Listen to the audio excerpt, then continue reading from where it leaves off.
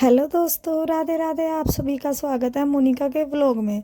और दिन की शुरुआत करते हैं नहा धो के होगी थी मैं तैयार। दोस्तों मेरा लड्डू तो बहुत ज़्यादा परेशान करता है।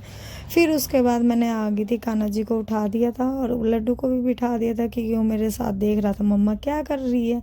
फिर मैंने कान्हा जी को स्नान करवा दिया। श्रृंगार करने के बाद कान्हा जी के आगे जला दी थी जोत।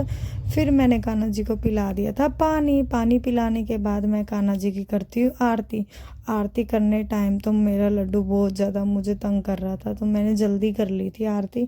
फिर मैंने कान्हा जी को फ्रूट का भोग लगा दिया था, जिसमें अमरूद का लगाया था, फ्रूट था। फिर उसके बाद मैं नीचे आ जाती हूँ। नीचे आती हूँ तो मैं पहले रोटी बनाती हूँ, एक तरफ चाय बनाती हूँ और फिर रोटी बनाने के बाद मैं अपने पति देव को उठाती हूँ और वो मुझे गुस्से से देख रहे थे कि क्यों उठा दिया। मैंने भी कहा अब उठ जाओ, बस हो गया जितना सोना था।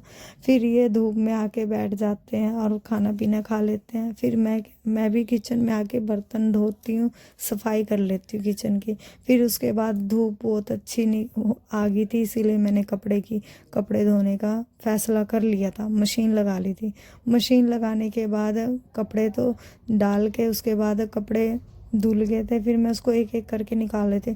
और मुझे ये समझ नहीं आता कि मशीन में जब हम कपड़े डालते तो एक एक करके डालते, जब हम निकालते इतना गुच्छा क्यों बन जाता है। और फिर मम्मी जी मेरे लड्डू को तैयार कर रही थी। फिर कपड़े सुखाने में छत पे चली गई थी।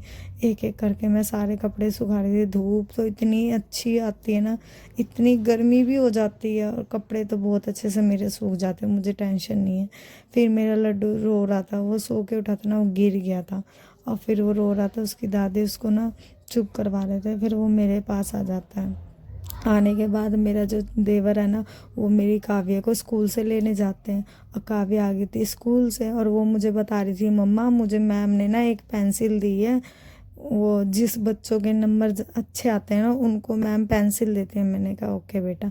फिर मैं उसके कपड़े चेंज कर रही थी और फिर वो बताओ मेरे से इतनी बातें करती ना, बहुत ज़्यादा दादी अम्मा की तरह बातें करती रहती है। फिर मैंने उसकी ड्रेस चेंज कर दी।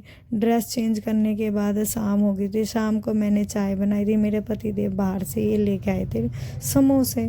और आज का व्लॉग इतना ही। और आपको कैसा लगा कमेंट में बता देना, शेयर कर देना।